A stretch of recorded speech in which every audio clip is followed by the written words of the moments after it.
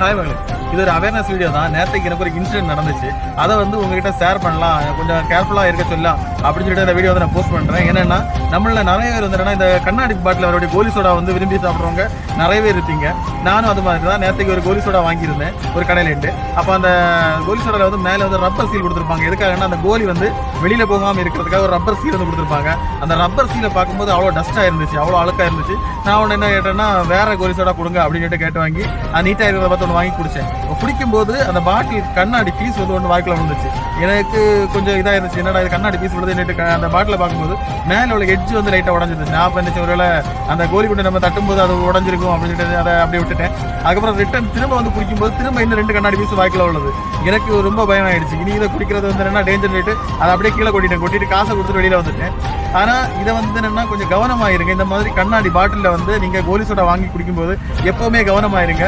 ஏன்னா உள்ள வந்து கண்ணாடி பீசஸ் வந்து உடஞ்சி விழுந்துருச்சுன்னா அது வந்து வயிற்றுக்குள்ளே போகிறதுக்கு வாய்ப்பு இருக்குது. அதில் குழந்தைகளுக்கு மேக்ஸிமம் வந்து இந்த கண்ணாடி பாட்டில் உள்ள வந்து வாங்கி கொடுக்காதீங்க.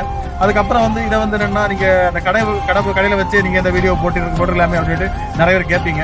நான் கடையில் வச்சு எதுக்கு போடலைன்னா அவங்க வந்து என்னென்னா 5 ரூபாய்க்கும் 10 ரூபாய்க்கும் கஷ்டப்பட்டு ஒரு கடையை நடத்திட்டு வராங்க. அவங்க லைஃப்பை வந்து நம்ம ஸ்பாயில் பண்ணக்கூடாது. அதே மாதிரி யாரோட லைஃப்பும் வந்து ஸ்பாயில் ஆகாது. எல்லாருமே நல்லா இருக்கணும். அதனால எப்போவுமே கவனமாக இருங்க. நம்ம வீடியோஸ் வந்து பிடிச்சிருந்தா பாருங்க, பிடிக்கிறனாலும் பாருங்க. என்ன குறைஞ்ச போகுது. தேங்க்யூ.